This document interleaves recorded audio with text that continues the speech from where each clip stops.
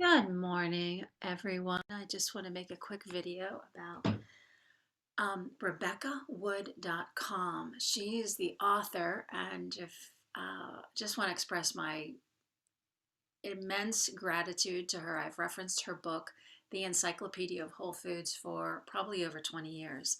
And I just made this recipe from her website. And in here, I had dried apricots, honey, ginger, fresh ginger, tamarind, apples. And I set it out um, on my counter filled up within an inch of the jar with water. I could hear it bubbling. And I left it out until I decanted it last night on the 15th. So is that like 4 days? And she calls it fruit kvass, Kvass, on her website. I was turned off from fermenting some years ago because I was trying to make kombucha and I just couldn't get it. I just couldn't get it right. It was a lot of work and with very little yield that was bubbly. And I really had my doubts, but I thought, hey, I'm going to give this a try. Mostly because I had a lot of this tamarind that I got for another recipe and I wasn't sure what to do with it. And I tried to eat the tamarind. There's all kinds of videos. That's beyond the scope of this video, but there's all kinds of videos about what it's like, what it tastes like, how to eat it, how to prepare it. And I was just trying to eat it straight after I made the recipe that I wanted to use it for. And it was meh. There's probably all kinds, and they might taste different. Like blueberries taste different, sweeter, more sour. Anyway, back to this recipe, this fruit kvass. Enough ripe fruit to fill a quart jar by 1/4 to 1/3. So that's what I did. I probably filled it up to about there. About there.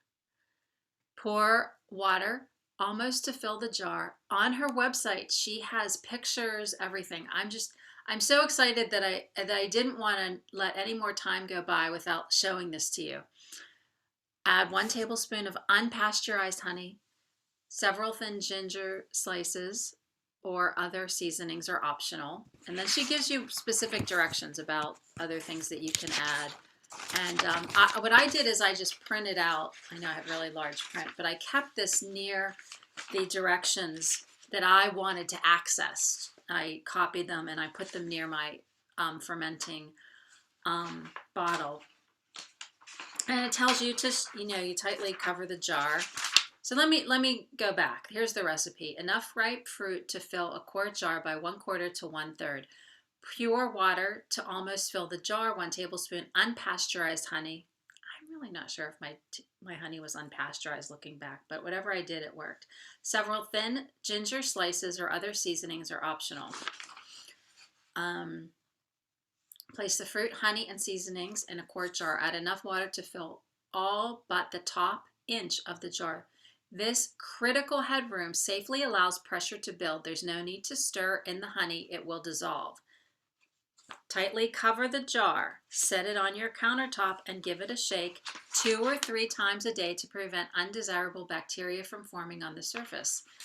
No need to keep it in the dark, which sometimes that's suggested for things that are fermented. I just left it on a regular counter. It wasn't in full sun. It wasn't in direct sun, but it was out in a dimly lit room, but there was a window in that room. Once it starts bubbling, press on the center of the lid to gauge. Now I used a 2-piece lid, like this is a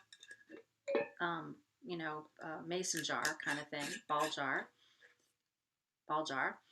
And once it starts bubbling, press on the center of the lid to gauge the CO2 pressure buildup. When the lid bulges up, rather than giving to light pressure, open the lid to release the CO2 and then retighten the lid. In approximately 24 hours, you'll see bubbles in the mixture. That is what happened on, I believe it was the 14th. So 11th, 12th, 13, 14. So, and then I loosened it. I loosened it before that, but I loosened it twice, I think. I think I loosened after day 2 and then day 4. So on the 14th, I noticed that these little bubbles were forming along the top. They will form when you shake the jar, um, before they actually just form on their own. So you'll know that it's forming when you walk by and they're just on there on their own without you having shaken it. Okay. So when the lid bulges up, rather than giving to light pressure, open the lid to release the CO2 and then retighten the lid. In approximately 24 hours, you'll see bubbles in the mixture. And I did. I walked by and I saw it's ready after 2 to 3 days, or when the mixture is vigorously bubbling and the fruit looks cooked rather than raw and has a pleasing flavor. Taste your brew as often as you wish. And then she talks about the more nuances and different things that can happen. But check out her website if you want to know more. Of course, this is the kind of thing, when you're fermenting anything, I'm always really aware of watching it. Jars can explode, things happen. I've heard it's never happened to me because I'm really aware of it. And how do I stay aware? I keep it in somewhere where I walk by and see it regularly. Anyway, the thing is, this tastes really, really good. And I would imagine the possibilities are endless. I just used what I had and what I thought would be delicious. And it really is. I really like the gentle, sparkling nature of it, which I have always thought was really going to be difficult to get. It's not vinegary. It's not alcoholic. It is just a simple, light fermentation. And I know that it's going to be good for the gut. So enjoy. Again, her website is RebeccaWood.com.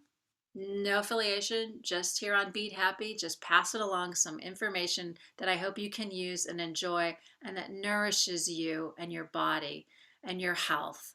So to good health, and maybe you even share this with someone else if it works for you. So blessings on your day.